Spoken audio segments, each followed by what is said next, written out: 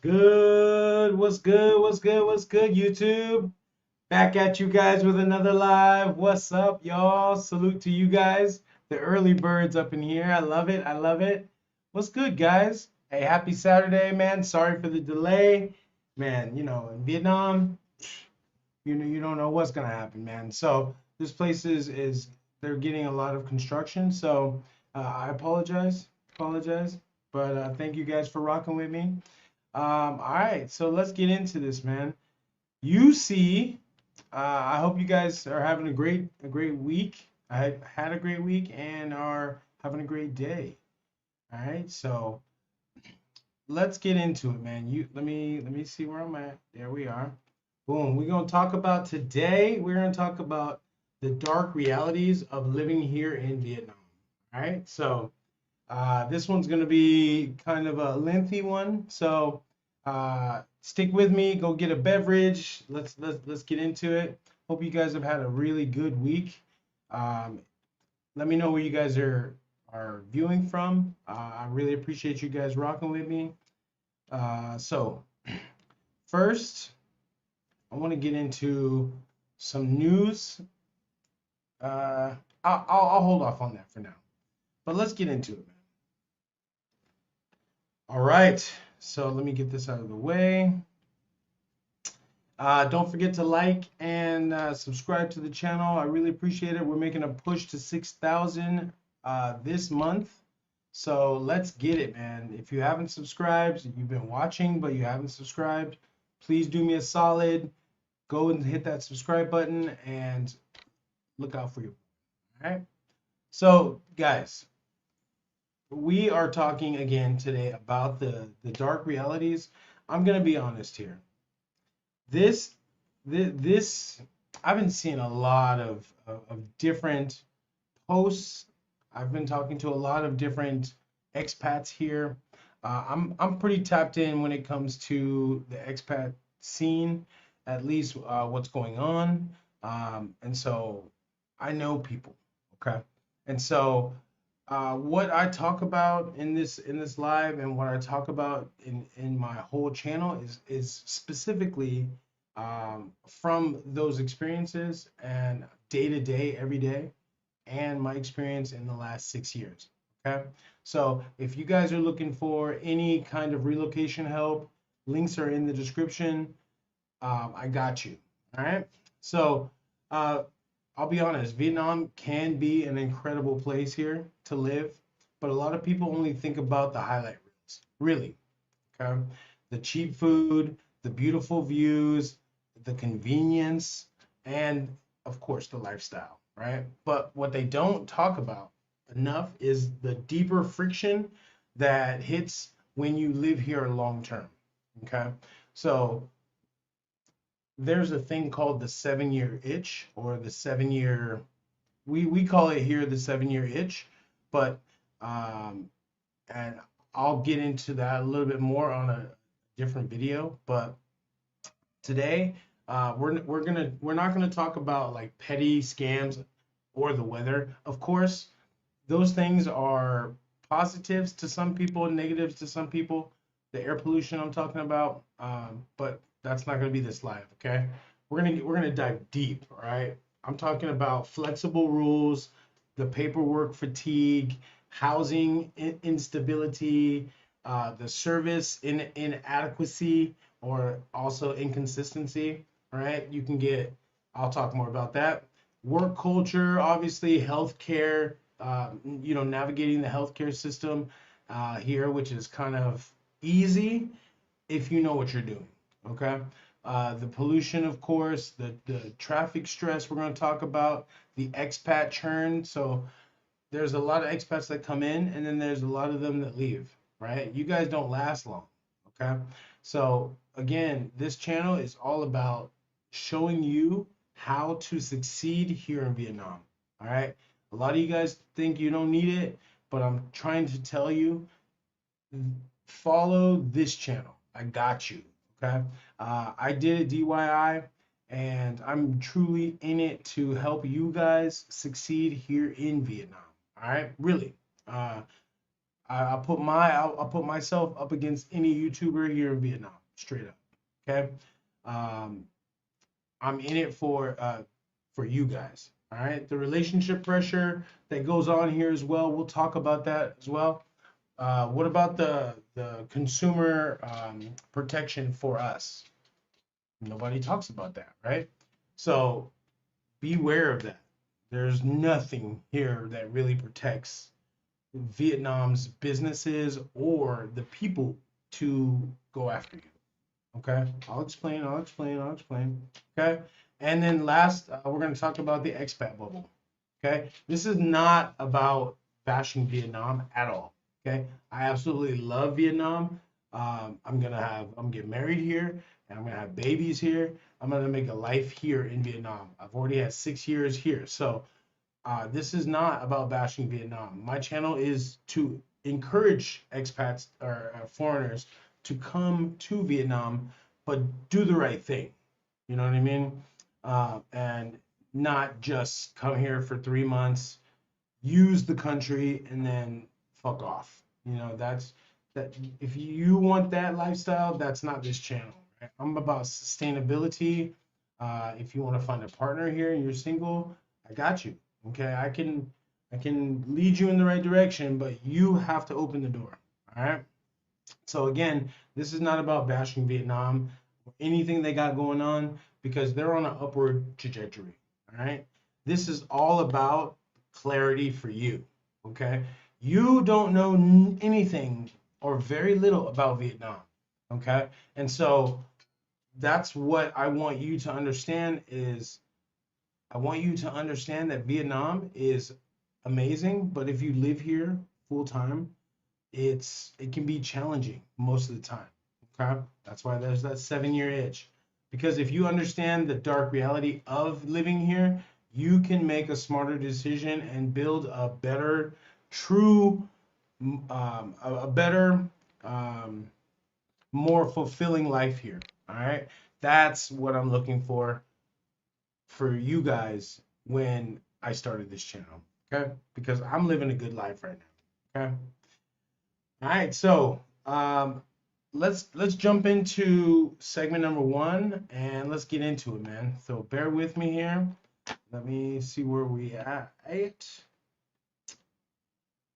And if you guys have any questions, feel free to put them in the comment section, and I'll answer them live here. All right. So this is what we are going to go over today. All right. Again, the first one we're going to talk about are the rules, the flexible rules, okay, the reality. All right. Second, paperwork and admin friction as the lifestyle tax. You guys stick with me now. Stick with me. This is some real shit. All right. Three is going to be housing instant. Housing isn't just expensive, but it's unstable here. Okay. You guys have heard all these. I'm hearing a lot about these Da Nang YouTubers. I don't know what that means. I guess I kind of understand. There's a ton of people making content that is not correct, and they're in it for the lifestyle. They're not in it for the real deal. Getting into Vietnam, being with Vietnam, they're not into that. So they're trying to sell a dream when here it's about reality. Okay. My people who watch me are here for long term. Okay. And I love you guys for that. All right. Again, the housing bubble in Da Nang, it's crazy, man. All right. We'll talk about it. Four, we're going to do the service quality roulette. Of course, you get good service somewhere, you get terrible service pretty much everywhere. Okay. Uh, Five, workplace culture and job security for foreigners. Six, healthcare is a confidence game. Okay, we'll talk about it.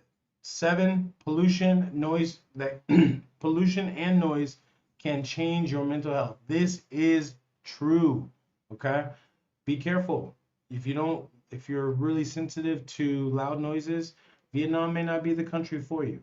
I'm gonna be honest. All right, they talk loud here, and everything's loud here. Okay, but there's some places where there's pretty quiet. So let's not. I'm being facetious, but there are some quiet places. But you have karaoke. Okay. Traffic risk is a big deal. Okay. 9, social isolation and the expat churn. We'll talk about it, man. A lot. I don't hear a lot of YouTubers talking about this, but Vietnam's great for some people for a month. Great for some people for a year, 10 years, 20 years. It doesn't matter. But when you're done, you've had enough. You guys get the fuck out quick, you know? So we'll talk about it, man. The 10th, relationship pressure and power dynamics. 11, consumer protections feel weaker than the West. Yep. Okay. And the last one is going to be the foreigner bubble. All right, let's jump into it, man. So, number one, rules. Bam. Rules are flexible, but I want to tell you guys the reality, all right? So policies and enforcement can change from city to city and from district to district, office to office, and here person to person. Okay, it really comes down to where you live. I mean, it really does. Okay, and I'm gonna be a little bit controversial here, but it does matter where your passport is from. It really does. Okay. You can be as black as tar. You can be as black as tar and be from a Western country and you still get treated properly. Okay. Not as good as the white boy, not as good as the white girl, but you're still gonna be okay. All right.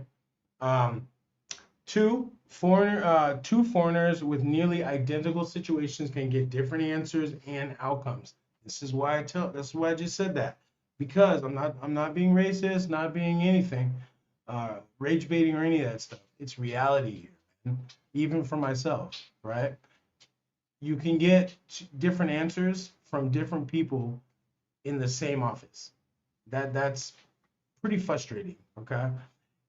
Here they make you run around as a foreigner because either they don't understand English or they do, but they just don't want to deal with you.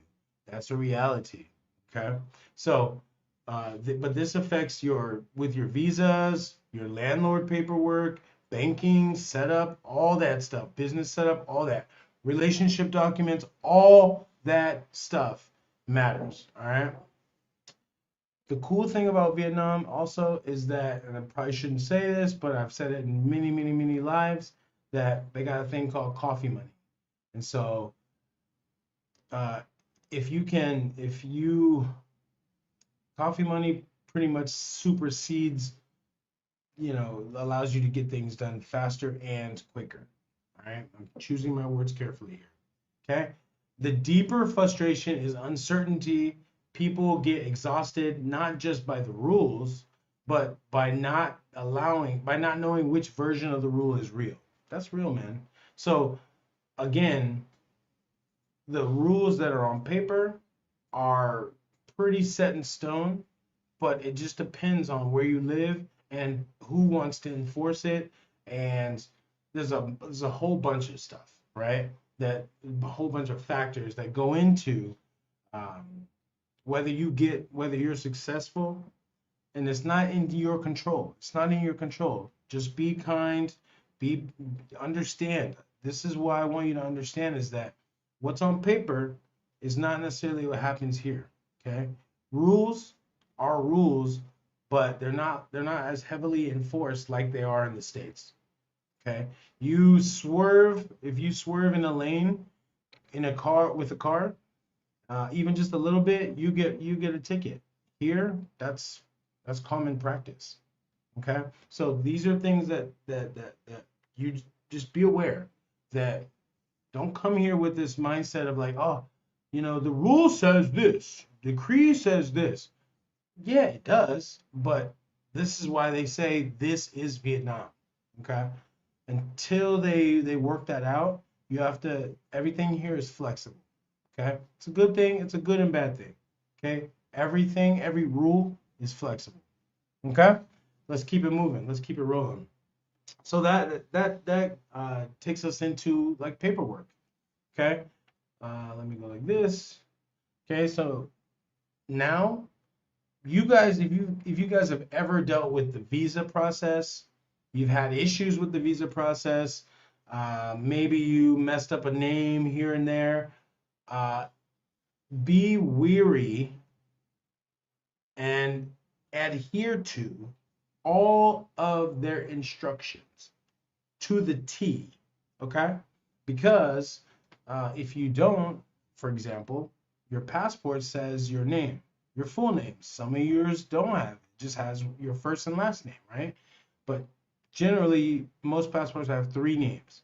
If your documents, all of your documents, all of them, your banking, all that stuff doesn't match your passport here in Vietnam, you're going to be rejected. It needs to be verbatim.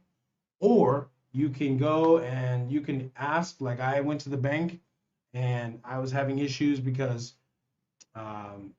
my names were messed up, and here they were messing it up because they rejected payments and stuff. And I was like, what the heck? And so what I found out was that is that I had to get a special note from the bank in their system saying that getting very giving them variable names, but I had documentation from the U.S. Embassy to an affidavit. If you don't have, go to the embassy, your embassy, get an affidavit, and then put down your all of your variable names that you use, and then swear under oath of it. That's it. Okay, pay $50, you're good. Okay, so um, documents, stamps, notarizations, translations, and repeated visits are part of the normal life for many expats. That is facts. Okay. Don't think that just because it's online and you have an online appointment that they're just going to take you.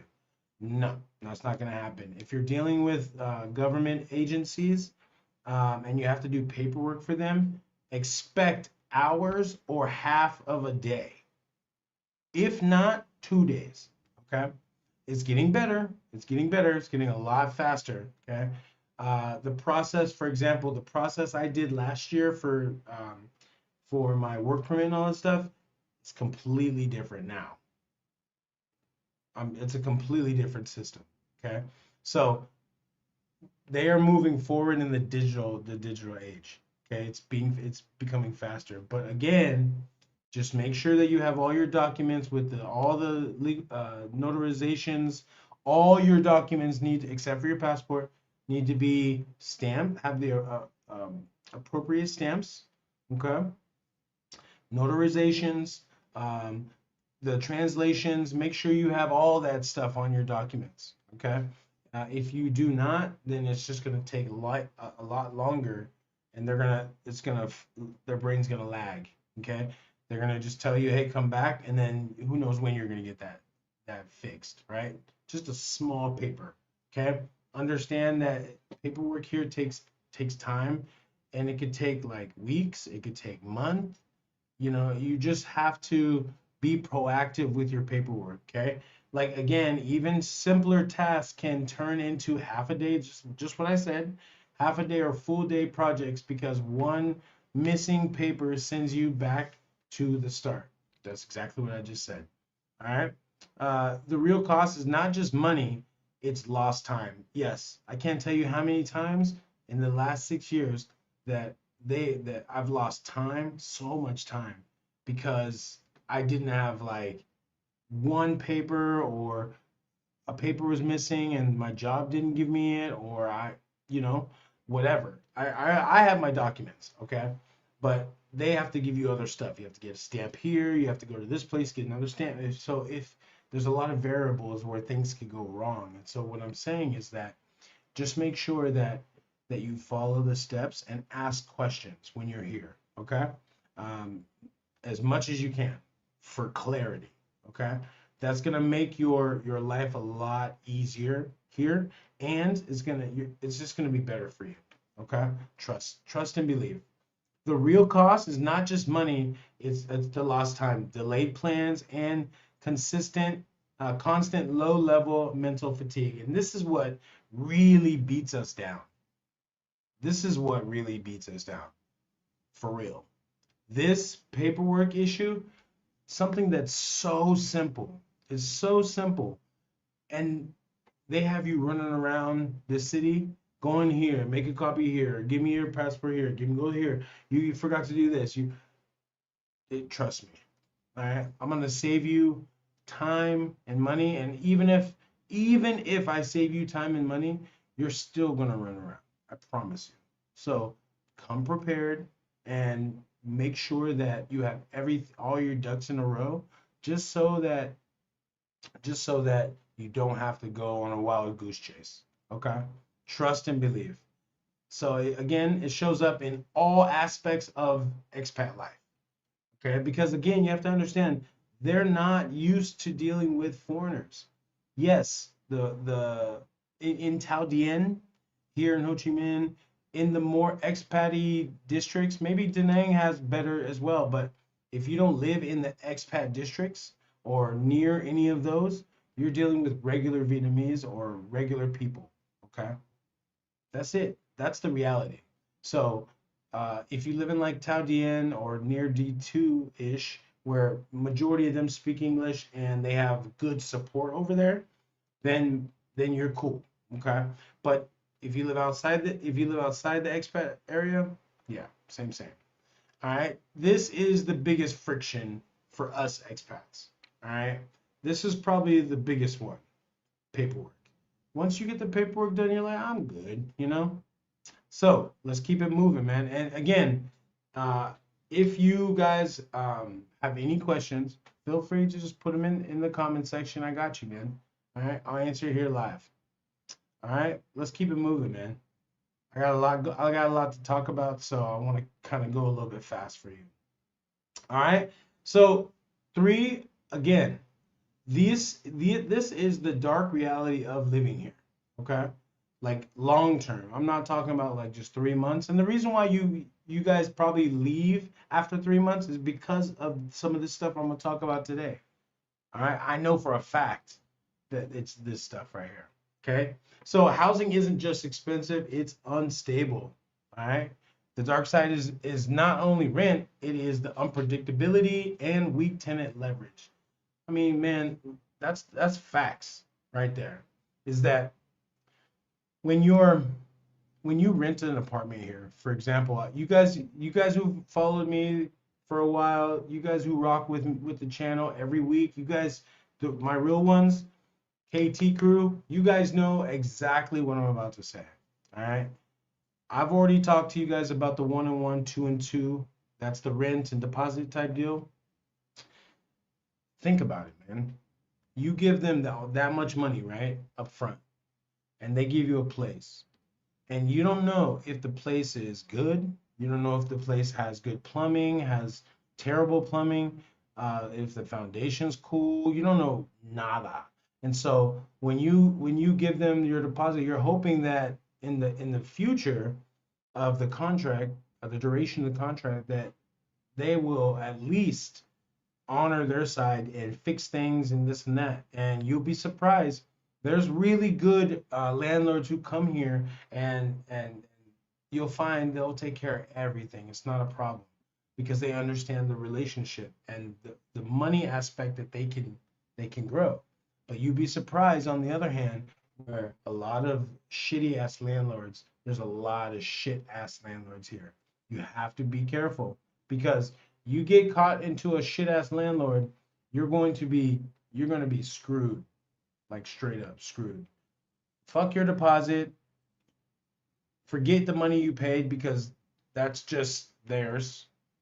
Believe me, it happens a lot. Okay, so 1 year stability is not guaranteed. Landlords may raise the rent quickly when demand rises in a neighborhood. Facts.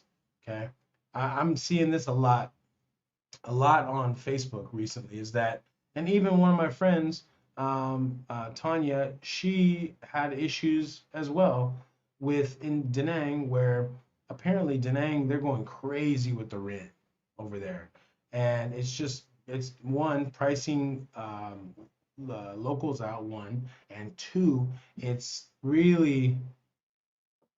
not sustainable, man. I'm just gonna say it's not sustainable. But apparently, it doesn't look like Vietnam anymore. Okay, this is what's going on. Not so much here in Ho Chi Minh City. I'm not necessarily sure if you are living in like a you know super popular area. Let me know in the comment section. Did your landlord is your landlord going up on your rent or not? I'm not sure.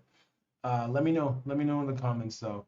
But again, yeah, a lot of landlords are seeing how popular Vietnam is becoming, and so rent's going shh. So just be mindful of that.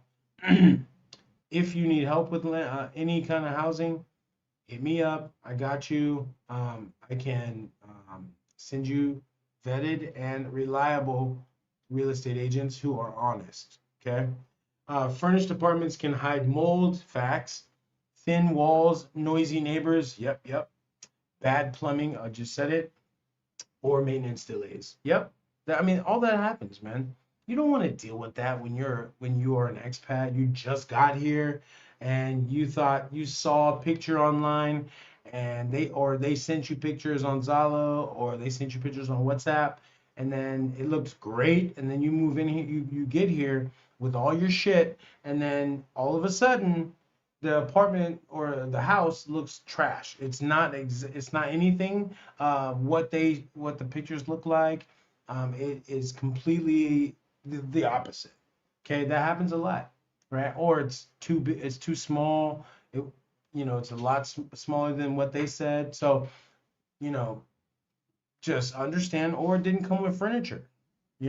Most places here are going to come with furniture unless otherwise stated in the ad. So just be careful. Just be mindful and be on your P's and Q's because these people will lie to you to get your money and then ghost you. Just be careful. I mean, I'm telling you facts, guys. I've been pretty lucky when it comes to landlords, but I've had some shit ass landlords. I ain't gonna lie. Okay, and for example, like they just didn't fix anything. They wanted us to pay for it. Um, like I've always completed my contracts. Always, that's just honor, man. The honor system. And so, um, I've always been pretty straight with my landlords. Been like, and they've been pretty cool. So if you get a good landlord, you cool. But if you don't, fucking move. All right. Fuck the deposit, just move. All right. Three, deposits and move out disputes happen, and this is what I'm about to say. This is exactly what I was gonna say, right? Even when nobody sees it as a scam, it is often just a loose landlord favorite system. That is facts. So this is a big deal, all right? When you pay deposit, whether it's a 1-and-1, that is 1 month and 1 month deposit, or 2-and-2, that is 2 month deposit, 2 month rent, 2 month rent. Okay. If you pay your deposit, your deposit can work in two different ways. Okay, they won't tell you this, but the last month's rent that'll go towards your last month's rent. Okay, it can.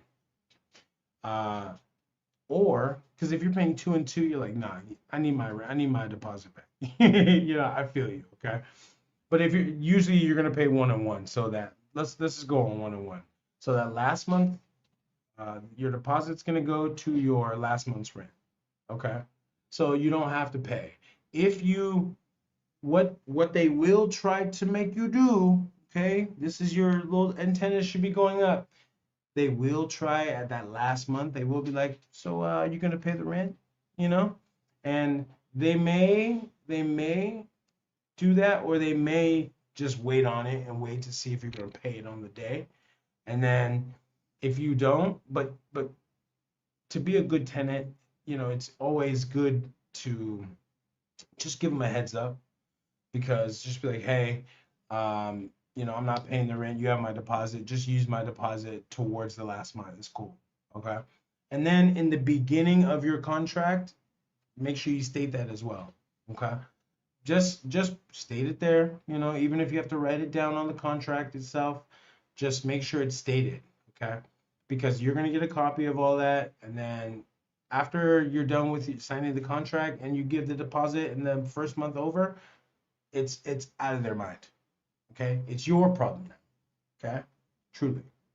All right. And then deposits, the reason why I do that is because they will try to get you to pay another month, and then let's say you pay another month, and then after you move out, and then you're like, okay, where's my deposit?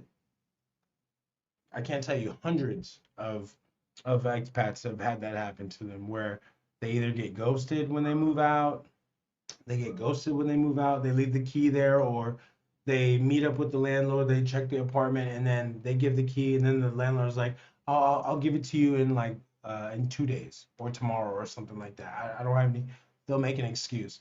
No, be on that ass. Okay, pause.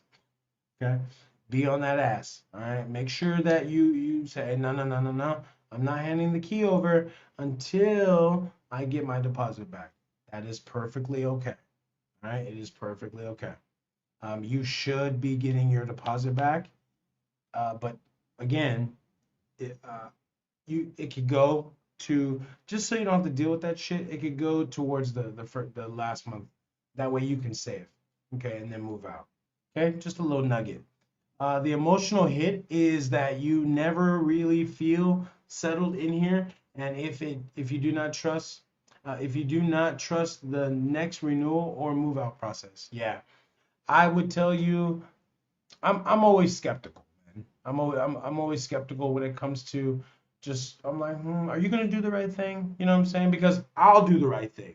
I'm gonna do the right thing. Are you gonna do the right thing? And that's what I always base my questions on, because I just know that a lot of Vietnamese, not all, Vietnamese people in general are amazing, funny, angry, crazy people. I love it. Okay, but the reality is that the reality is that there's a lot of Vietnamese people here that will try to get over on you. Okay, and then you call them out, and then they act like, oh, I didn't know. I'm sorry. It's, you gotta call it out, man, because they gotta learn that we're here, baby. We see you. I see you. You know. Just make sure that when you're getting a housing, this is the biggest thing. Okay. Stick to your guns. All right. Stick to your guns when it comes to housing, because I'm gonna be honest. This is where you guys get got all the time. Negotiate. Negotiate housing. What's wrong with you guys? I don't care if you came from West. Negotiate, because you're fucking it up for all the rest of us. Sorry, I just had to say that. Okay? All right, let's keep it moving, man. Let's keep it moving.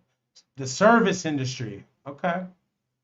I know a little something about this, but the service industry, all right? Again, service, man, it's up and down.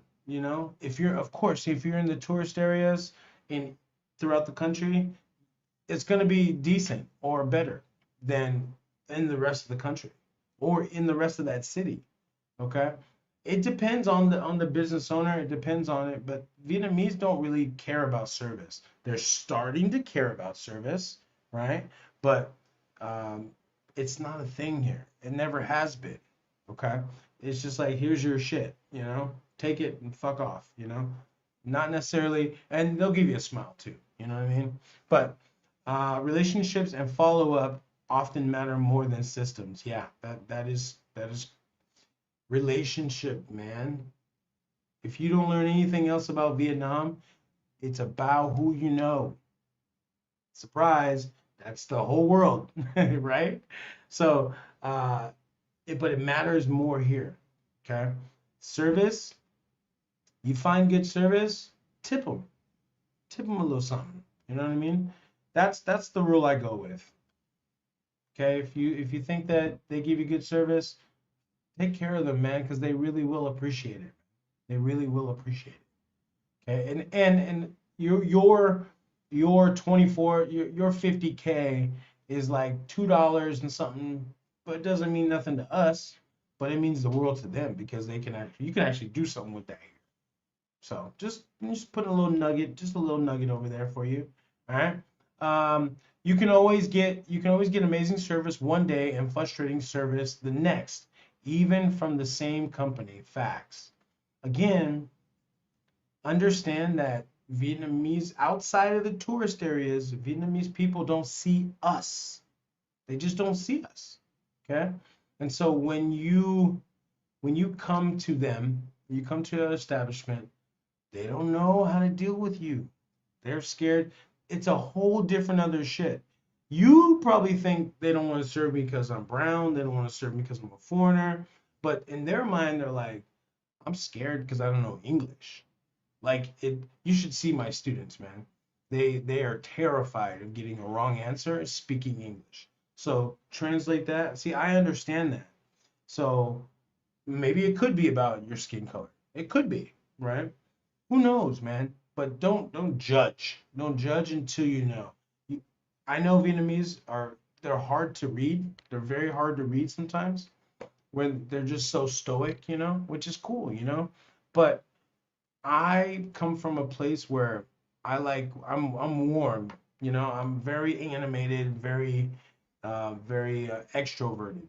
And so here there's a ton of introverts, ton. So it kind of jarred me a little bit.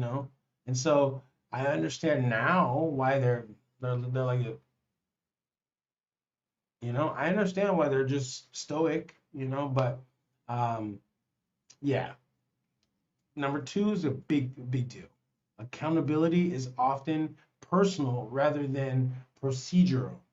Okay, who picks up the phone can change the whole outcome. Facts. Okay. Um, I'm gonna stretch this a little bit because I'm gonna say accountability is non-existent here. I know, I know. It's it's a hot take. I know it's a hot take. I get it, but it's the facts. Try to call out a Vietnamese person and see if they say, "Oh, I'm sorry. It was my fault. It's your fault. Your fault." Okay. So don't expect it. That's what I'm saying. Okay. They mess up your order. Just politely say, "Hey, I'm sorry," because they're gonna be super embarrassed. Just say, "I'm sorry. Um, this is not what I ordered," and then keep it moving. It's cool. This affects repairs, internet setups, deliveries, utilities, customer service, and admin requests. Everything. Okay. Um, they're not like the West. Okay, so don't expect them to be the West. All right. I will definitely say, that I've had amazing service here as well, like straight up. Okay, so that's why I know Vietnam can do it. I know they can do it. I know they're capable, like for real. And the cool thing is, it's nice to see the Vietnamese actually like starting to demand that. You know, it's cool, man. I love watching Vietnam grow up. It's cool. I love it, and it's infectious. Okay, so I'm a hospitality professional at my trade, so that's what I do. Okay, and so I notice it more than other people. So um, again, the lesson for expats is that persistence, relationships, and follow up often solve more than formal complaint channels. Yeah, Vietnamese don't do well with complaints. They just don't. That's facts. They're more of type of people who um, once they'll talk it out with you once they calm down. Okay. If you talk calmly with them, they will talk calmly with you. Okay. Vietnamese people are very respectful, and so you should be respectful to that as well. But the fucking hot second you pop off, they'll pop off with you. So just expect both, okay? All right, I've seen countless many things, man, countless. All right. So let me see. I see some comments here. Let me get to the comments. Let me stop right here. Let's see. Chomeri. All right, what's up, man? Salute to you, brother. Chomeri says, last week I needed a plumber. I had to waste 48 hours for just for a 30-minute leak. Yeah, there you go. Yeah, things don't move fast here, man. And they be like, I come now, I come now. And it's like 4 hours later. You're like, bro, I've been sitting here waiting for your ass, you know? Yeah, so I totally get it, man. I totally get it. Chomeri, thank you, bro. Chomeri says, as a foreigner, you can be seen as a walking ATM. Facts. Yeah, I mean that's these people. I mean these people. Majority, you know this, man. Majority of Vietnam is still poor, man. Still poor. They're coming up, but it's still poor. Okay, majority. All right. Thanks, Chomeri. Chomeri again. Hey man, you're on it, brother. Chomeri says, thank you, thank your on, thank you're being honest about the side of Vietnam. Other YouTubers only selling dreams. Facts. Yeah, yeah, of course, man. Yeah, man. I'm gonna keep it real with you guys, man. Again, I'm what you see is what you get, man. I ain't gonna hold you. Okay. I grew up just being a real person, man. So I'm not here to sugarcoat Vietnam. Shit. I'm living it every day. It's amazing. It's really amazing. It's easy to live here. It really is easy to live here. Okay? Life you could just if you know what you're doing, you could just chill and relax, bro. In the city, and I'm telling you, you could do that. But us Westerners, we a little extra, it's okay. But you just blend in, man. If you can blend in Vietnam, you're good, man. Even though, you're not gonna blend in, but blend in. All right, yeah. I'm always gonna keep it real, for real. Thanks, Chomeri. Appreciate it. Chomeri says, "Do you see yourself living in Vietnam for the next 5 to 10 years?" Yes, absolutely. Yeah, I'm building the service academy behind the scenes. So yeah, man. Be married soon, uh, and then have kids, soon. Not too soon though. I still like to have some fun, but hey, if we have kids in the next year or two, I'm with it, man. I'm with it. Cho Mary, thanks, man. Appreciate it. We got to meet up, man. We definitely got to meet. Would love to meet you, brother. Thanks for the comment, bro. Appreciate it. Roly Poly, salute to you, my guy. Roly Poly 76 says, how easy and affordable is it to find a local Vietnamese lawyer who can help a prospective tenant review the lease and make sure it's actually enforceable? It's easy. I mean, you know me, all you gotta, I mean, I keep saying, just email me. Just email me. Send me a DM, wherever, Instagram, freaking TikTok. People are finding me on TikTok for some reason, but that's cool. Um, Anywhere you can get a hold of me, just hit me up, man, and just say, hey, this is Roly Poly. I'm just, email is the best, because I check it every day. So just hit me up, man. I got an attorney. I can send them over to you, no problem. All right. But yeah, it's easy. It's affordable as well. If I were you, I would absolutely get someone as an attorney, as a retainer. Just, you can pay one time, and it might be a little bit more expensive one time, but if you get them on retainer, uh, over the life of the retainment, uh, it'll be worth it. Okay? Hit me up, man. I got you. I have a lawyer. It's all good. Chomeri, he's back. I always give tip in Southeast Asia, but I was shocked at how the masses were pressuring me. Oh, masseuses were pressuring me each time for a tip. A bit annoying. Facts. Yeah, I mean, because that's just what they do. They live on that. So yeah, they're a little pushy. They remind me of bartenders back home. Like, hey man, and food servers. You can give me a tip. I used to have people tell me, hey man, you're gonna give me a tip. Ask me about a tip before. Ask me about a tip before they serve me. I'm like, yeah, I'm gonna give you a tip. I'm gonna give you at least 20%. You know, at least. You know, appreciate it, Chomeri, man. I appreciate that. The Tokyo Drifter, what's up, brother? Salute to you. Is Vietnam hard to learn? Yes, but it just depends. Most people are.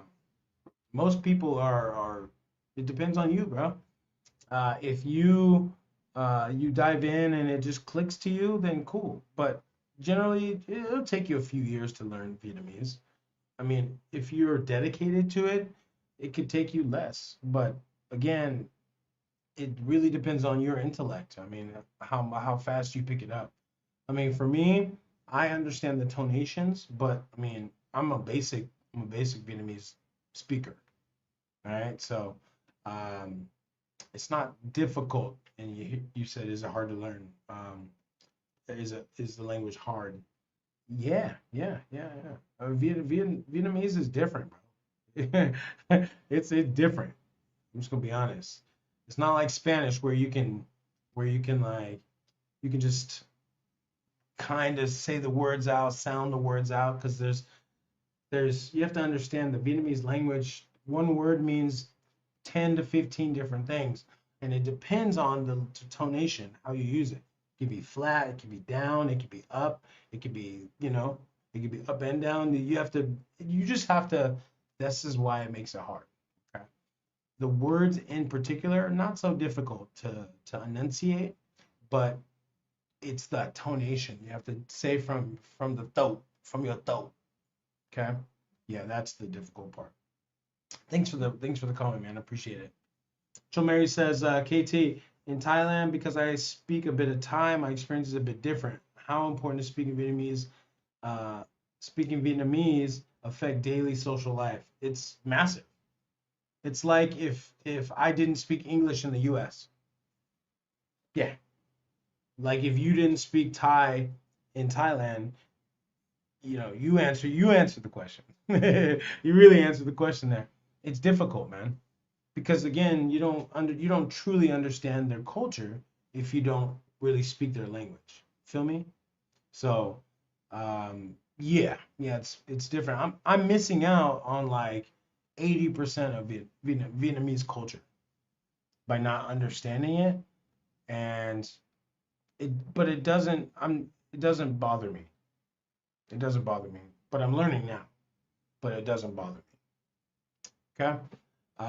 Because again, once you learn it, and then you start that meow, meow, meow, meow, meow, meow, meow, meow, meow, meow, turns into like hi and hello and how are you and that until that switches into your brain, your ear. Like I don't want to hear like all these conversations, I just don't want to hear it.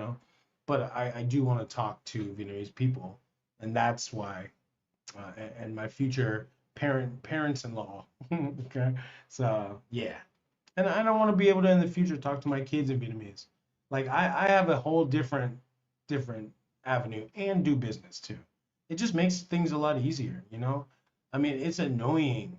It's annoying to have to tell my girl or ask my girl like, "Hey babe, what can you here's the phone. Babe, can you do that? Babe, can you do that?" It's annoying, bro.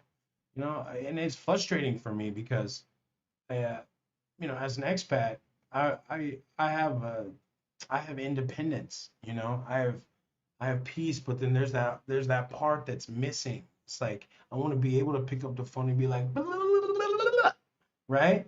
And then they'll be like, "Okay, I'll come in," and then you hear it and you understand it, and it's just frustrating, bro. And what I've noticed is that you could learn as long as you want, but if you don't put it into practice, you're just gonna lose it. So living here is definitely doable not learning the language, but it would help your daily day to day, as you know, for Thailand. Thanks, bro. Appreciate it, Joe Mary. Thanks for the comment, man. Is Pooh 1838 says, "What's up, brother?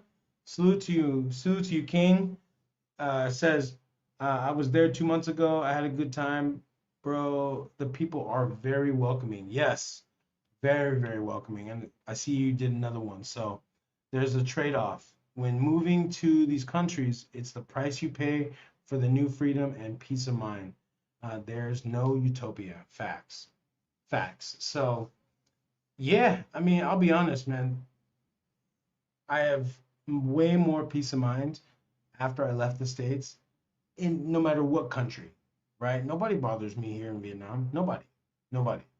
So, you'll have a good opportunity to just kind of get your mental health right, focus on what you really want to do, and then go and do it.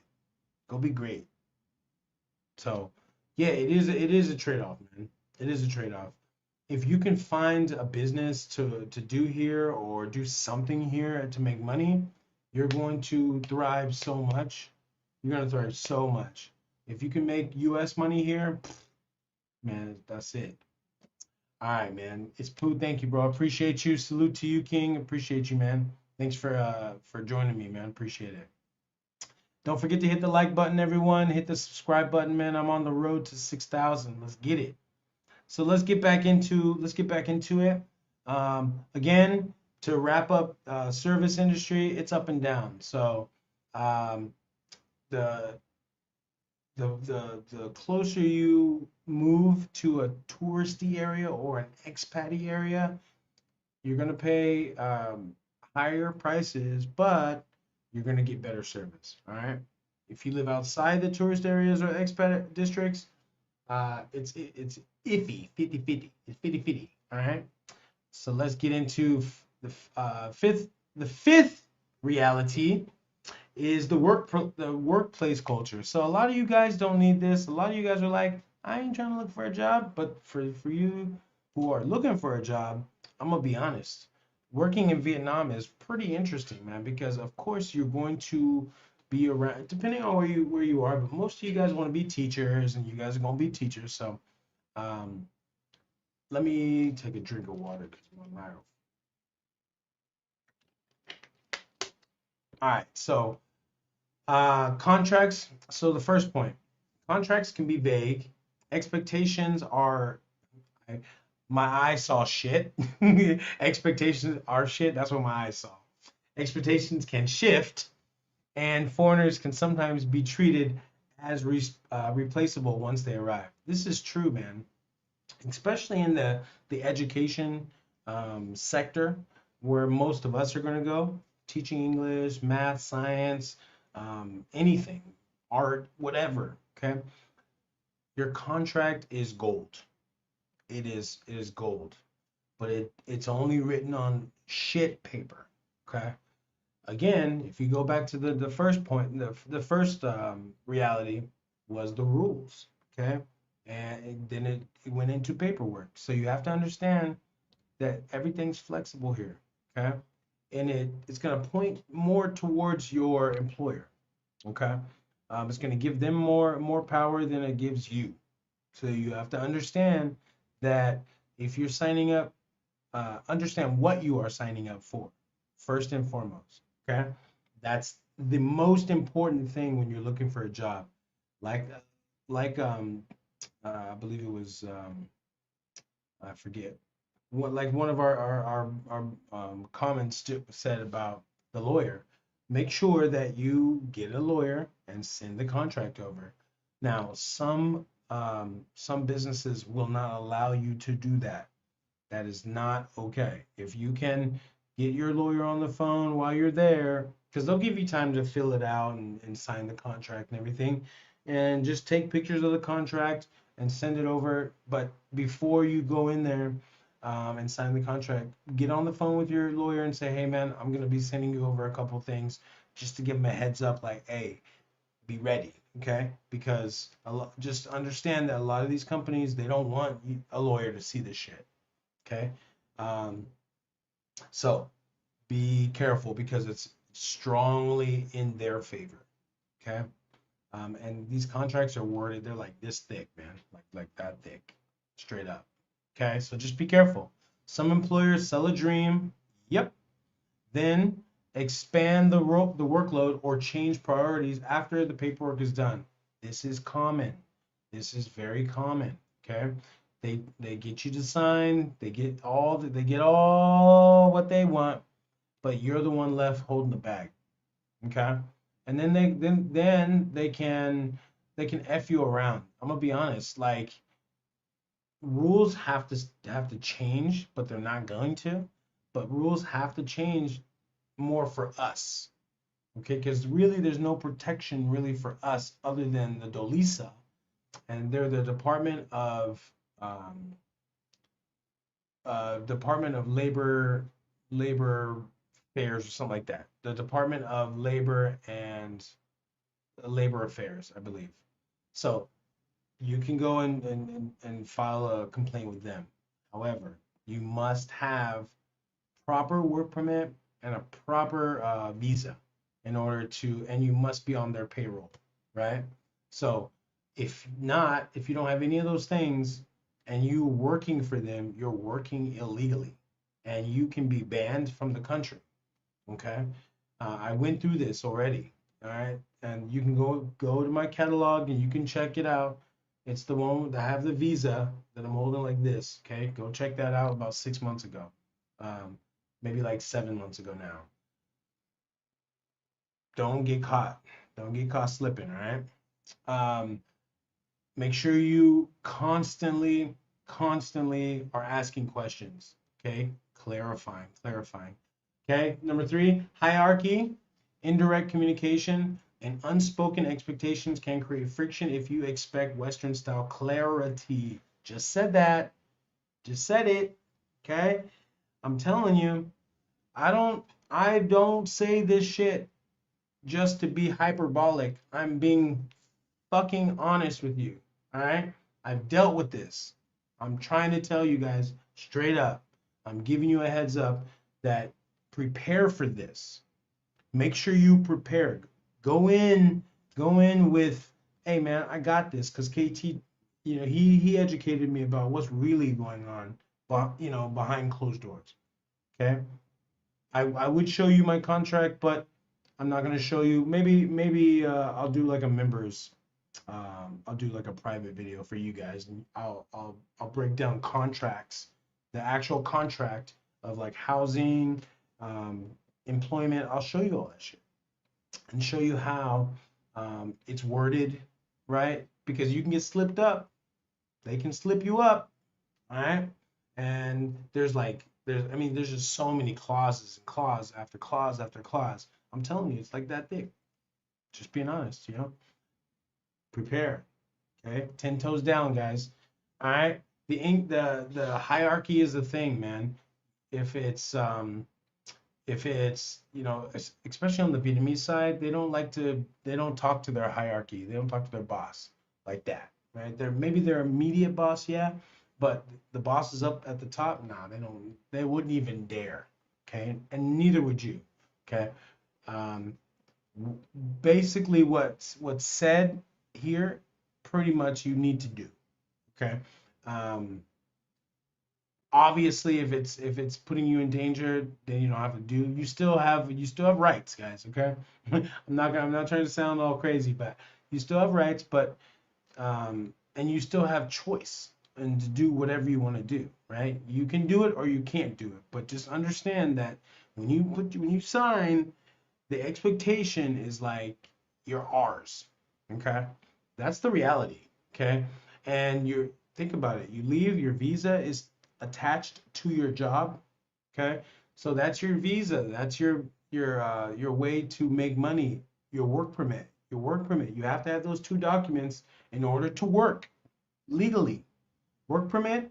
I just did a work permit video that not a lot of you watched.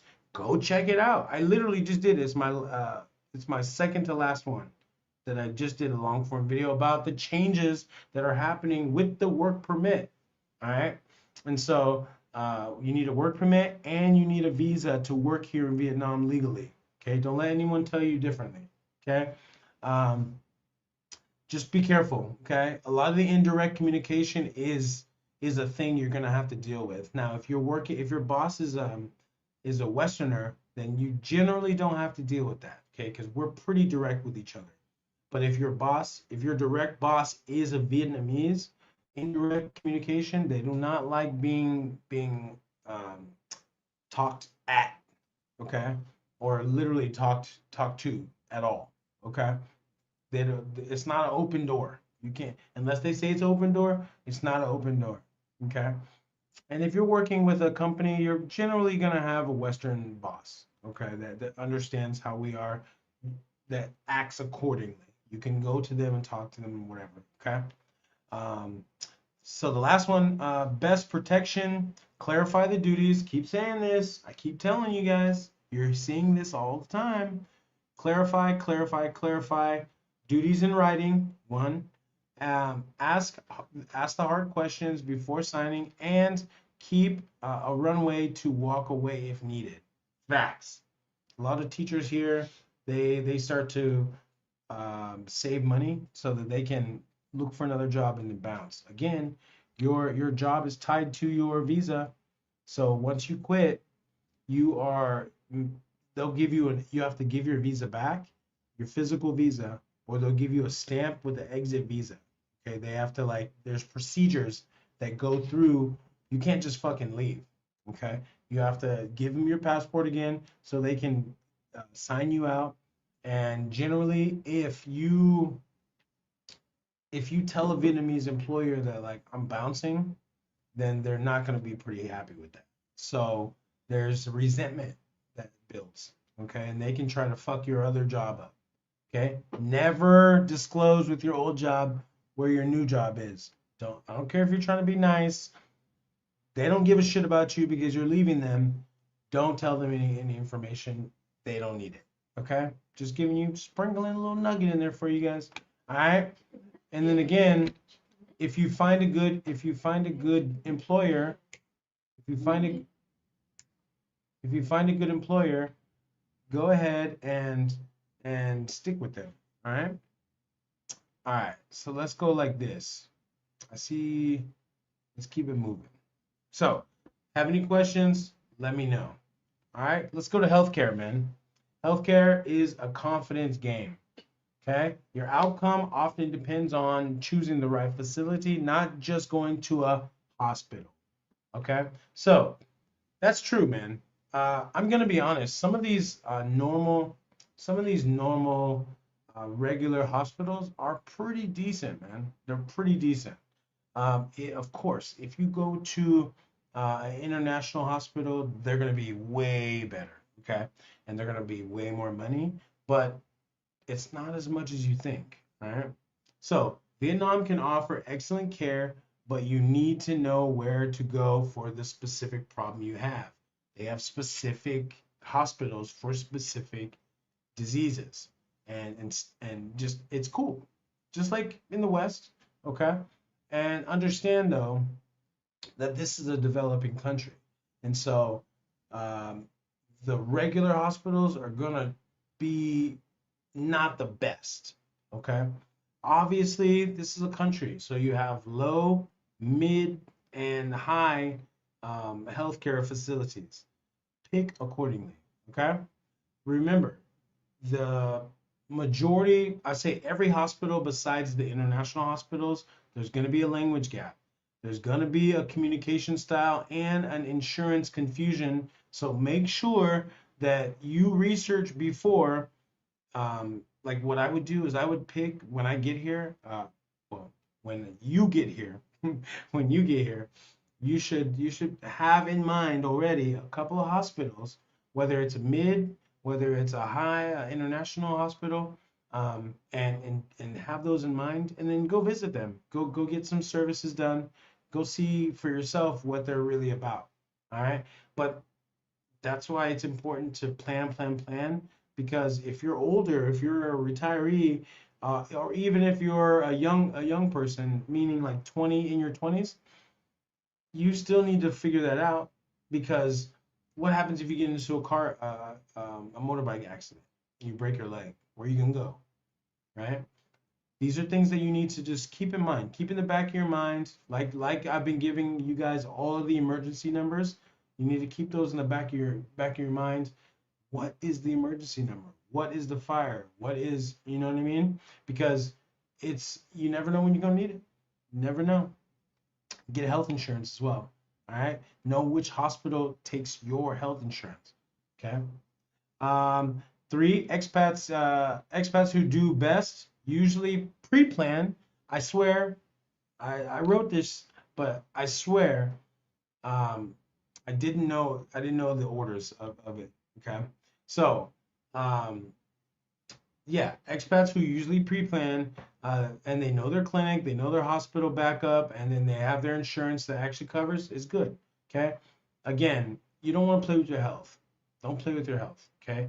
Just know, like, wherever I'm gonna live is there's a FB hospital, there's another local hospital nearby that I can just boom. Okay. It's important, guys. This is Vietnam. This is not the West. Okay. The difference between a smooth experience and a bad one is one that often is comes down to preparation, not money alone. Facts. The cool thing about Vietnam is that when it comes to healthcare, although it's majority of the country doesn't have like the best healthcare, if you live in one of the big three cities, Hanoi, Da Nang, or Ho Chi Minh City, you're going to be around within at least 30 miles or at least 20 kilometers of a good five-star hospital, straight up, international hospital, straight up. So you'll be around. But if you're in the suburbs, then you're gonna be going to a local hospital, and then it's gonna be huge. But then it's gonna be there. You're gonna deal with the language barrier and stuff now. So just keep it in mind. Keep that in mind. All right. Healthcare can be cool, but again, it's tough when you don't know the language. Okay. Let's keep it moving. Uh, number seven. Number seven is, and that's a little funky. So let's talk about the pollution and the noise that really, really will change your mental health here. Okay. Now, I'm gonna be honest. I think because of all the noise pollution and all of just the loudness that's been going on, my hearing is a little bit diminished, just a tad bit diminished, because I have to hear things with a little bit more volume now, which is kind of weird. But a lot of people do not leave because of the money. They leave because of the nervous system fatigue. Constant beep, beep, beep, beep, beep, beep, beep, constant loud noises in Ho Chi Minh, loud noises in Vietnam, loud noises in Hanoi. You can find peace within the cities. Okay, you can. All right, and to be honest, where I live now, like if you don't live on the main street, you can kind of get away from that. Okay, that noise pollution, constant on your ears, just constant.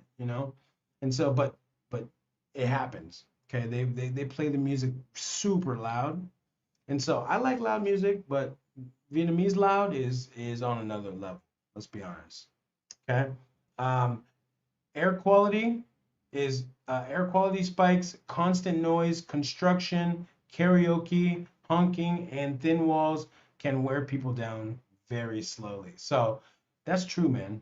That's it's like 7 years, and you're like, my ears. And it really does f with your brain. I'm not gonna lie. Um, Again, wherever you live, see if they have double pane. Okay, it's a thing here. Just get it done. Okay. Um, the air quality is one of my biggest things I don't like about Vietnam, and that's probably my number two.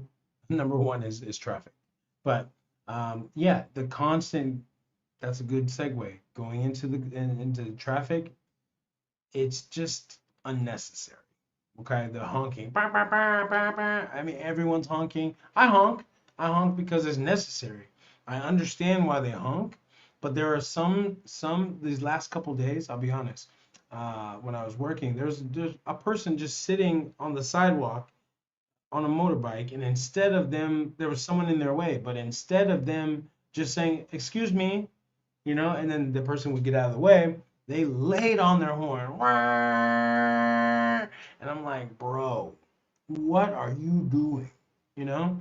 And so, and then literally 2 seconds later, right after that, there was a big bus laid on their horn again. I'm like, bro. So that gets on your nerves, man. It really does get on your nerves. But understand that this is Vietnam, okay? And that they're going to do what the fuck they gonna do. All right? Just get used to it, or just try to find a solution. Okay? Just find a solution. Um, let's see. Many expat two. Many expats do not notice the toll right away. Uh, Many expats don't know the toll right away. They just become more tired, irritable, and mentally short fused. This is huge. Okay? This is a fact. Okay? I'll be honest. There are times where every day I'm just short tempered. I'm just irritable. Like every day. Like every day. And it's not that I'm like angry about anything. It's just that I'm burnt out. Like I feel like I'm burnt out from the city, from the honking, from the air pollution, you know what I mean? And that's when you know like, okay, I need to go have a vacation. For real. Okay? And that just happens, man. You got to learn how to deal with Vietnam. It's not just about how affordable this place is, because that's a given. Okay? But slowly it's becoming not affordable. But it's gonna be a while for that. But it's the other shit, the noise, the air pollution. That's the thing that I hope they can get it corrected so that we all can have a better quality of life here. A better, higher quality of life. All right. A lot of expats they get over it. That's the God honest truth. Is this they're just like I don't want to deal with this shit anymore because it's just really I get a headache, and it's not just us dealing with it. It's the Vietnamese obviously who deal with it as well. They don't like this shit. They don't. They really don't. I asked my lady, she don't like it. All right. So it's just a thing that happens here. Prepare for it. Okay. This is a quality of life issue, not just an inconvenience, because it affects all of us. It affects our sleep, our routines, our mood, and our energy. Okay, that's what you're gonna have to deal with. Okay, that's the reality. Okay, there's a lot of air pollution here. That's why you see us wearing masks. That's why my voice is messed up as well, along with yelling at kids. Hey, sound, you know. But these are the realities that you have to deal with when you come to Vietnam. If you want to stay here long term, there are things that you can mitigate this, but it's just a thing that you have to deal with. Okay, this is my number two, traffic and noise. Excuse me, traffic and pollution. The noise I can deal with, it's fine, but it's the pollution and it's the traffic for sure. Okay, big city life can still be worth it, but people need to be honest about what their nervous system can handle long term. That's facts, man. You got to be careful. You got to be careful. Think about your health. Okay. There are I'm sure there are hundreds, if not thousands, of expats who've left Vietnam for this specific reason. Right. Love the country, love their experience, but the noise, the pollution was the biggest thing. Okay. So this is probably going to be one of your top issues with Vietnam, along with the trash, but that's getting better. But yeah, all right. Let's keep it moving. I do see some comments. I'm gonna come at you. All right. Next one I got for you is my number one. Traffic, baby, traffic. Now, traffic for me is the worst of the worst here. Why? Because to me, I feel like Vietnamese don't give a fuck about you or anybody on the road. Like for real, for real. And I drive this shit, okay, every day, all day. The problem with these people when they drive is that if they're going left, or excuse me, if they're going right, they don't look left. If they're going left, they damn sure don't look right. So there's a fundamental issue with Vietnamese drivers. They have this attitude of like, get the fuck out of my way. And you cannot drive like that. You cannot. It's stressful, you know. Um, them cutting you off, you know. I mean, that's just light work for them. Just cutting you off, whoop, just like ever so slightly, where you have to like brake, and then there's someone literally right behind you. You don't understand. They don't understand the just the effect they have when it comes to the traffic aspect, right? Big cars, small streets, millions of motorbikes. What could go wrong? You know what I mean? In Vietnam, commute is not just minutes, it is stress. Facts. All right, facts. Even cautious people can get worn down by daily traffic stress, especially when they need to cross the city often. Yeah, man. Vietnamese, they leave 30 minutes early. Reminds me of Southern California, I ain't gonna lie. All right? You gotta leave 30 minutes early. You gotta leave 45 minutes early. You gotta leave 15 minutes early just to go on the other side.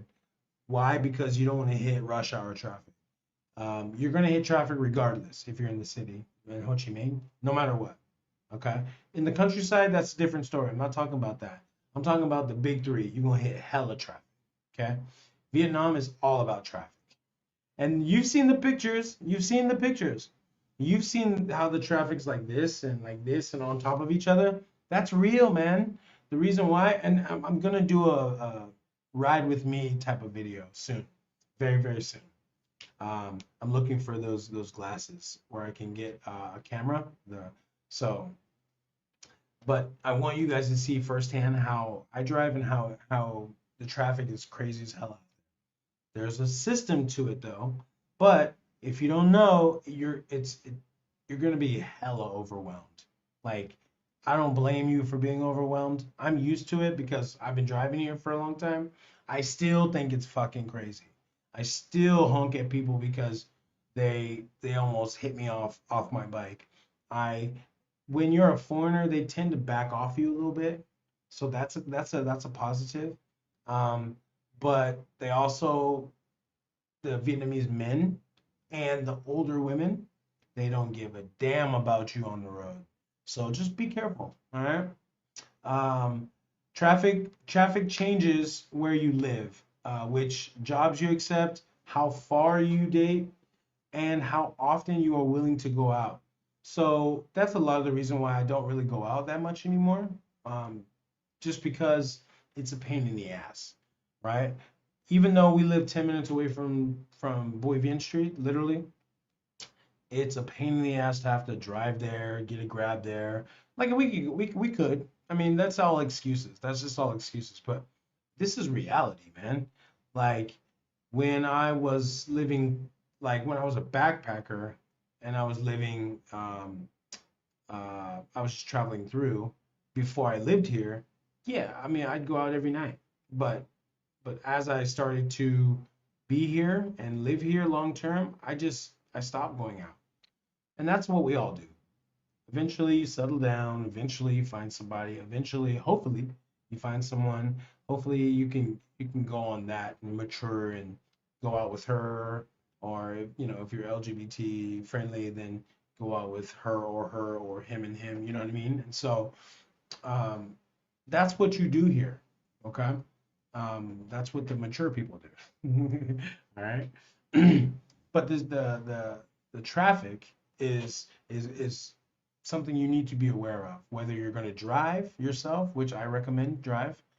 Don't be scared. Just do it. Okay. Um, and or you're going to take grabs. Okay. They tend to start costing a lot more money, and you're waiting a lot, and you're waiting and waiting and waiting. The thing I don't like about these ride hailing apps is because when it rains, good luck getting a ride. When it's busy, good luck getting a ride. That's why I drive. So you're almost forced to drive because there's no other option when it's late at night, right? They're around, but it, are you gonna get a ride? So just learn how to drive. Learn how to drive here. Okay. A city can feel affordable on paper, then feel expensive emotionally because the commute steals your energy, bro. I can't tell you on a daily basis. Luckily, we moved 10 minutes away, but from my work. But when we lived 30 minutes away, bro, going into work and then battling 30 minutes of traffic into work and then battling 30 minutes, 40 minutes back to get to the house, man, I'm fried, bruh. Going there, I gotta get to work and be like, I'm tired. Get back home, be like, I'm whipped. You know, this is reality. All right. Um, Last one, good life design in Vietnam often starts with reducing commute friction, not maximizing apartment aesthetics. That is true. This is facts. That's why we moved 10 minutes away, right? We got a better place. We obviously it's two bedroom now, so we got a better deal. And my commute is like it's night and day, man. Like seriously, way less stress now. I just go 10 minutes, boom, I'm there. Sometimes it's under 10 minutes. I'm at work. Bam. Like 10 minutes to 30 minutes, I'm winning, bro. I'm winning. You want to win as well. All right. Live close to where you work. Work close to where you live. All right. Live close to where you work. I'm telling you that it's going to save you so much time. Okay. Because of this shit. The traffic is a thing. Okay. And so yeah, let's keep it moving, man. Let me see what these comments are looking like. Let me go here. I see I got a couple comments. Let's go like this. Chomeri, respect, brother.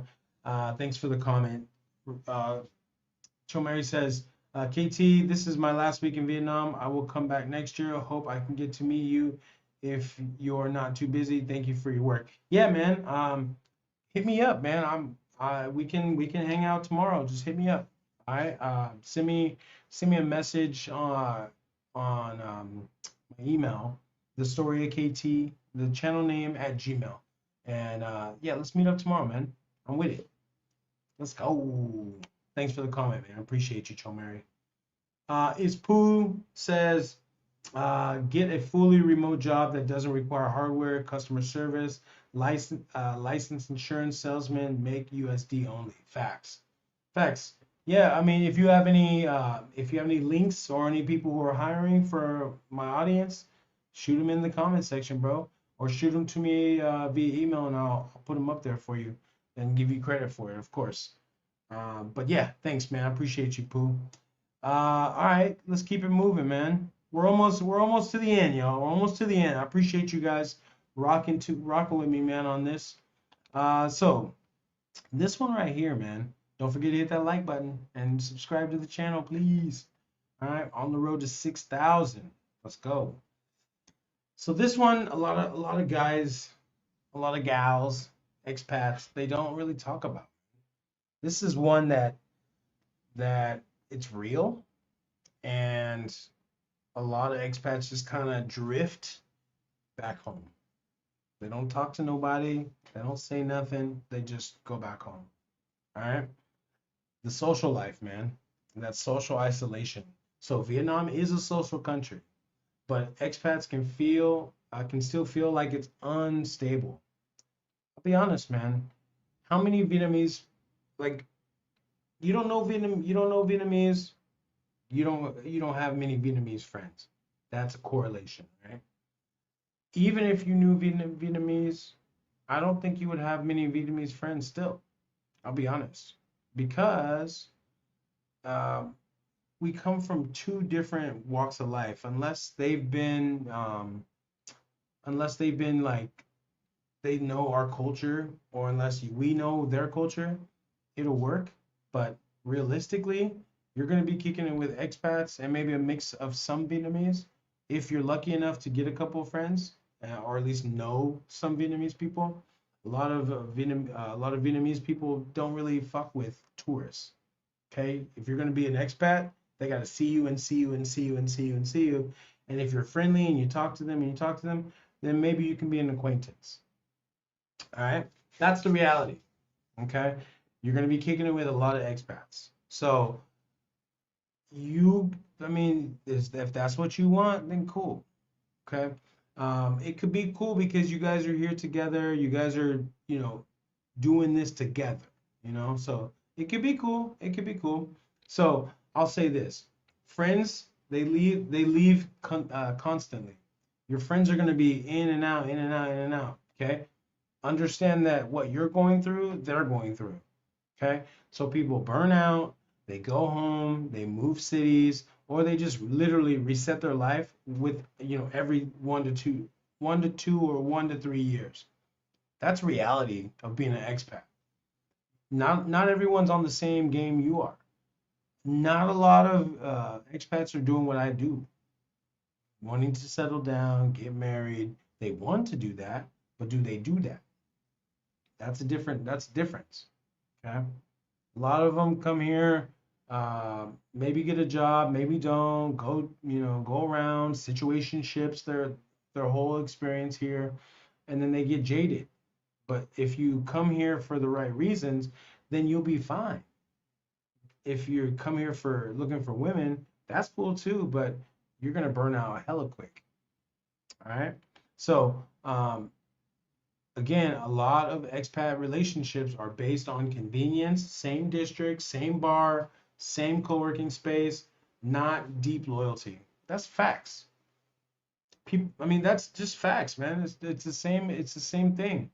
Just because you leave the West doesn't mean that you come here and then they're all of a sudden you're gonna have a whole bunch of new friends. Nah, bro.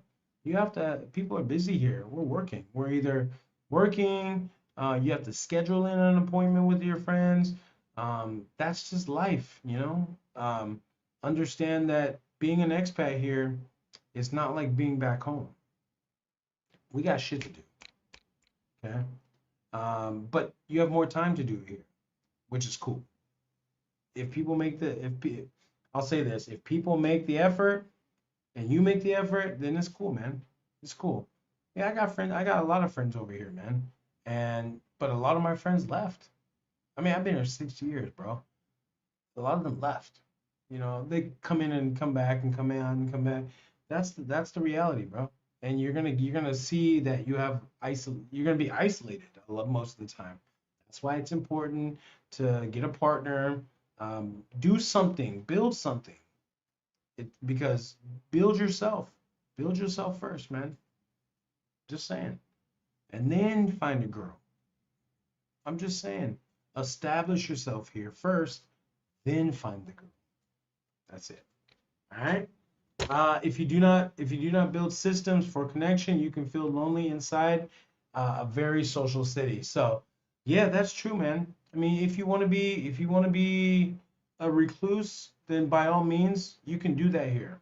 Nobody will mess with you. Nobody, nobody, nobody.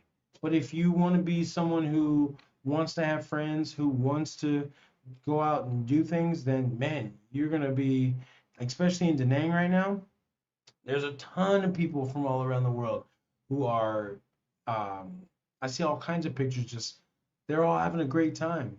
Ho Chi Minh City as well. If you, depending on the district you live in, right, you can have that life. I mean, this is a social country. Trust and believe you can have a good life here. Okay. If you speak Vietnamese, that's even better, man.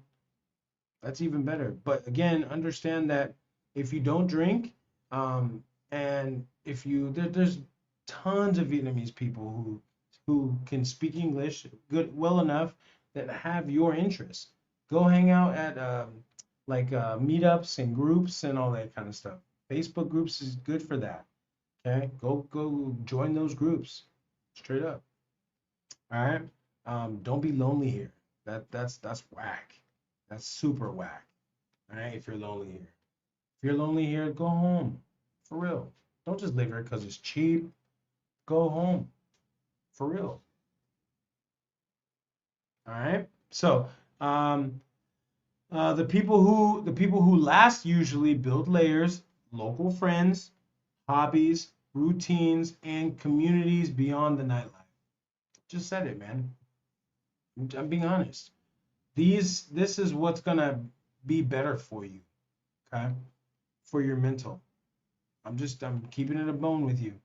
This is why a lot of foreigners get really sad because they just miss their friends. They miss it's not like home. Okay, so after a couple years, you kind of get that homesickness. I didn't. Okay, I was done with the States, but I know a lot of the expats here, and you guys get lonely. I understand it, man. We're all different, man. There's no issues with that, but if you had your own shit going on here, you wouldn't be lonely. I'm just saying, man. Just keeping a bone with you. All right. Now, let's get into it. I got two more. And then we are good. Okay. So, relationship pressure, and the next one is relationship pressure and the power dynamic. So, again, you want to get into a relationship, man. Again, this channel is all about relationships. And it's all about you being successful with your Vietnamese woman, or if you're a woman, Vietnamese man, and if you're LGBT, vice versa. Okay? Culture expectations around roles, money, family support, jealousy, privacy, and future planning can be much stronger than foreigners expect. Yeah, so your Vietnamese woman, because I'm a man, I'm gonna speak on it. Understand they're bred for this shit, man. The Vietnamese woman, if you haven't known this, the Vietnamese woman is the backbone of the family. Okay, she's the one who holds it together. Okay, the father obviously is the breadwinner and all that, so he's the king, right? But the glue is the woman. Okay, so that's why you see a bunch of aunties out here. They're hustling. They're getting it. They're making money. And they have businesses, local businesses, because the Vietnamese women are fucking awesome. Okay, you want to impress a Vietnamese auntie. Okay, they will open up your whole Vietnamese experience. Will just open up. Okay, they'll look out for you. Okay. Extended family influence can be real and sometimes indirect, but still powerful in decisions about money, marriage, children, and time. Yeah, gotta understand it's not just about her parents and her immediate family. The extended family is will have a say so as well. So just understand that let them do their thing. You as the foreign guy, you be the rock, you be the leader, and if you lead correctly, she nobody will have any issues. Nobody will have any issues with you. All right. So this does not automatically mean toxicity, but it does mean the foreign partner has to understand the cultural system. See, that's exactly what I just said.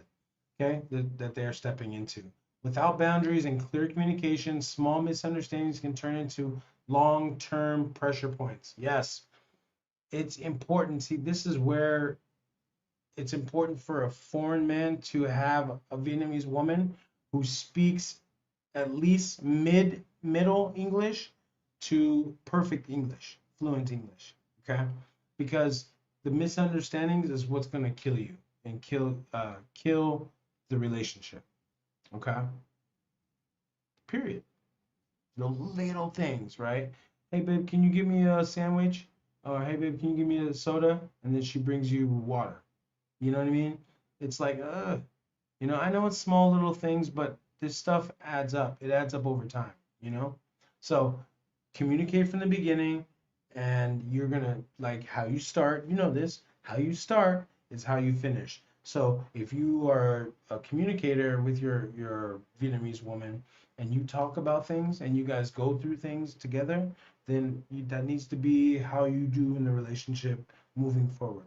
Okay. Any deviation from that, and it's going to be a problem.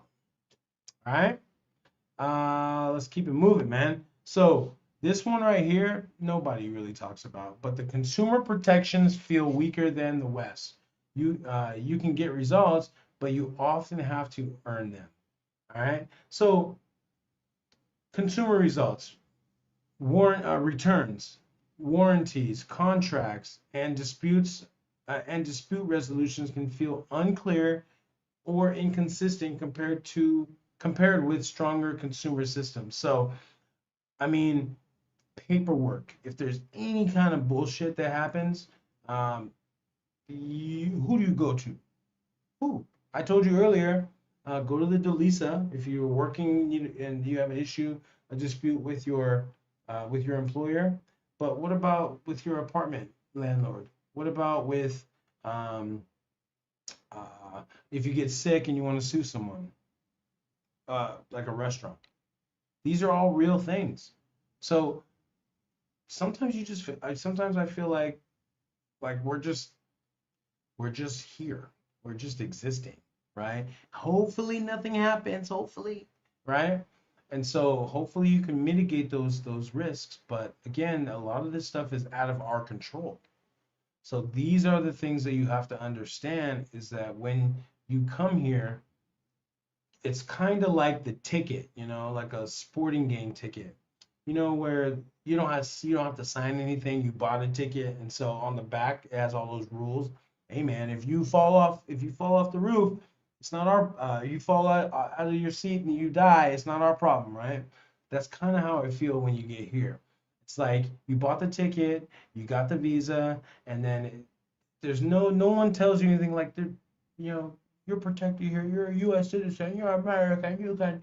You're a Westerner. You're good. You have protections. No, it's that little on the back of your plane ticket, right? It's like, or your visa. It's like, uh, we don't protect you at all. So hopefully nothing happens, right? And of course I'm being facetious and I'm being funny, but am I? Because firsthand I've experienced that with my visa issue and my old job. There was nothing we could do, and it was a clear violation. Clear violations. This happened multiple times when it not with job but particular, but just little things over here. It happens. Prepare for it. You're not covered. Okay? I don't care what anyone says. This is Vietnam, right? And until you can assimilate yourself in here, you're still not going to have any protection. So just understand you're not protected here. Have insurance. Make sure that you're mitigating yourself and you're making sure that you're protected because of you, not because of the Vietnam government's going to take care of me. No, it's not true.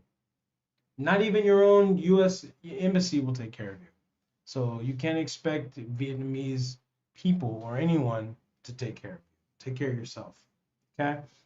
You may eventually win the issue, but only after repeated follow-up, extra documentation, and more effort than expected.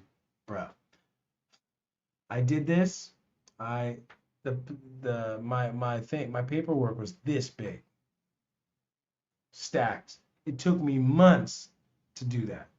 All to throw it away, not literally, but I still have it, but to just throw it away because the law wasn't protecting me.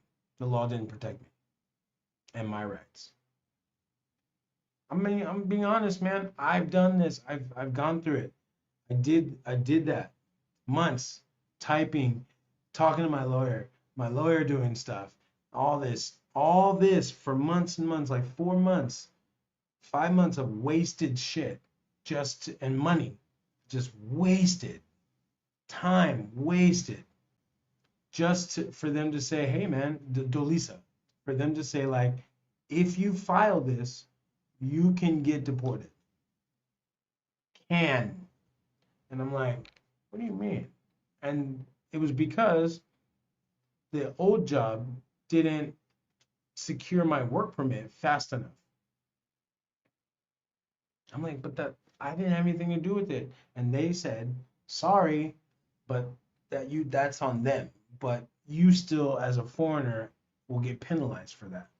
You can, so if you want to put this in, file it, literally, legit, I had this thing and I was right in front of him and I was getting ready to file it, and that's what the guy at the counter said. And he said, because you don't have a work permit, and so you're working illegally. And I was like, huh? And I was like, how is that my fault? These are the things I'm telling you. I've experienced it. So he said you can do it or you can just drop it. And I'm like, motherfucker. Seriously? Okay. All right. I ate that. That's when I made the video. Now I got work permit. I'm good. Now we're good. But again, I never felt that. I never went through that issue ever. Because every job I went through would have been above board, except for that one fucking job. That one fucking job. And they owe me a lot of money, bro. Straight up. So be careful. Okay? I only share that with you because it happened to me. I did video about it. Go look in my catalog. You'll see. The title's like, I almost lost my visa or some shit like that. All right? That's real, man. I give you guys real stuff on this channel, man. Real life Vietnam stuff. That day to day. Okay? So follow, subscribe, hit the like button, man. Share your experiences with me.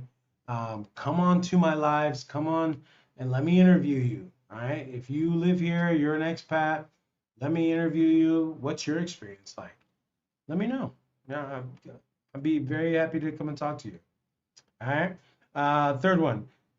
This becomes tiring because every small problem becomes another project to manage. Facts. Okay. The stress is less about being cheated and more about weak enforcement. Yes. Unclear expectations. Facts. And uneven follow through. Yeah, that's the truth. It's the truth. It's not only about us, guys. The Vietnamese deal with this every day. They get injusted. I don't know, injustice, but injusted um, to them as well.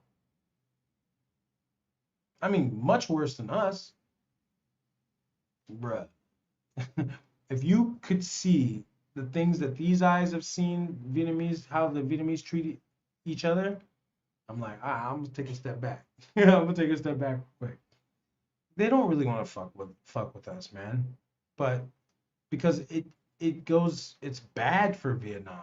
Vietnamese people don't want to fuck you around. But there are people out there who do that. So just be careful, man. All right. Um, Last one I have for you, and then we're gonna skate up out of here, man. The foreign bubble. Uh-oh. This, man, the foreign bubble can have you looking through rosy glasses, man. All right. If you only live in the bubble, your Vietnam experience is going to feel easy, but hella expensive. All right. That is fact. Okay. I never understood why expats will come here and then go straight to Tao Dien. Yeah, it's nice. It's nice over there. It's they have good food there, good service. I know, I get it. It's Vietnam, but it's like West Vietnam. You know what I mean? It's like the West Vietnam. I get it. But don't you want to live in like real Vietnam? Don't you want to be around real Vietnamese people? Obviously, you're still around there, but them Vietnamese people in Tao Dien, they're the ones are fortunate to be abroad, have lived abroad, come back here, yada yada yada, right?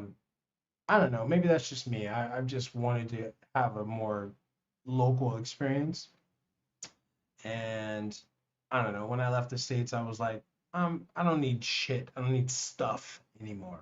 You know, I want to live a good local life. Not necessarily. I don't live a local life. I don't.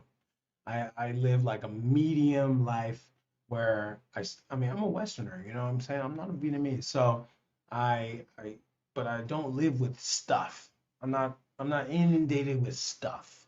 You know what I'm saying?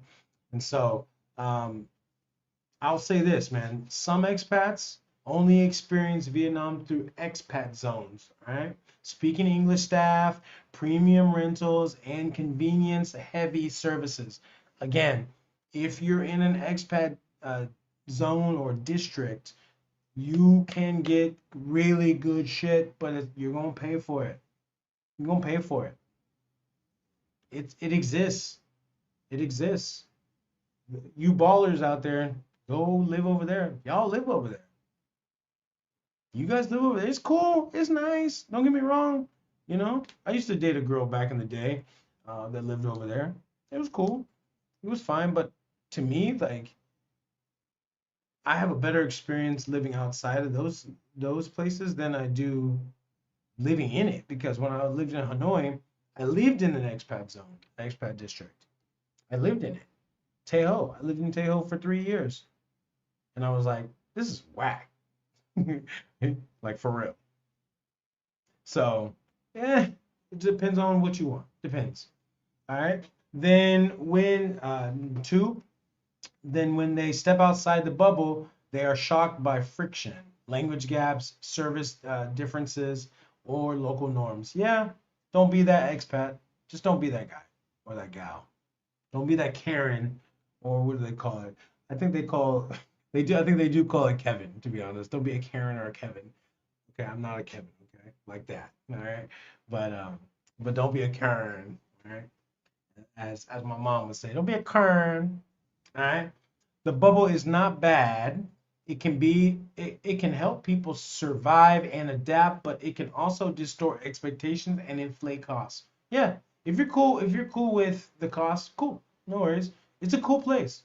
I'm not knocking Taudien. I think Taudien's great, but it's just hella expensive. That's all. I mean, if you're an expat and you have and money is a thing, you don't have unlimited money, then by all means, like you're gonna live outside of Taudien and those expat districts, okay? But you can find good like if you live in the heart of the expat district, of course it's gonna cost the most. But you can find fringe places where you can still have a local price and then in the district. So it exists. You just gotta find it. You just gotta know who to talk to, and you gotta know which real estate agent to talk to, and where they can get you in the right place. All right. You need that? Hit me up. I got you. All right. Um, the strongest long-term expats know when to use the bubble and when to step outside it without romancing either side. Yeah, that's what I do. I dip my toes in Chaldean every once in a while and be like, this is nice. And then I go back to District 3, where I'm like, this is home right here. Okay. District 3, a mix between locals and foreigners. Okay. They still around here, but a lot less. Okay.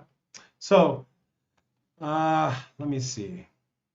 I hope you guys learned, that's it. That's all I got. So I hope you guys learned a lot, man. If you guys are looking for any kind of information, man, anything about Vietnam, hit me up. Check out the relocation guide 2026. I just did it about a month ago, right here. Go there. It's I don't know why there's no space there, but go there. Links in the description as well, and it'll break down all of Vietnam for you. It'll help you to get on a game plan, to plan your trip, one, and two, to plan your move to come here. So download it, check it out, and then when you're ready, hit me up. My calendar's right here. Book a consultation and have a call with me, man. I'm here to help you. All right. I got you. I really appreciate you guys rocking with me, man. Salute to you guys who stayed with me for this hour and 50 minutes. And I really appreciate you guys. Have a good night, good morning, and good afternoon. Peace.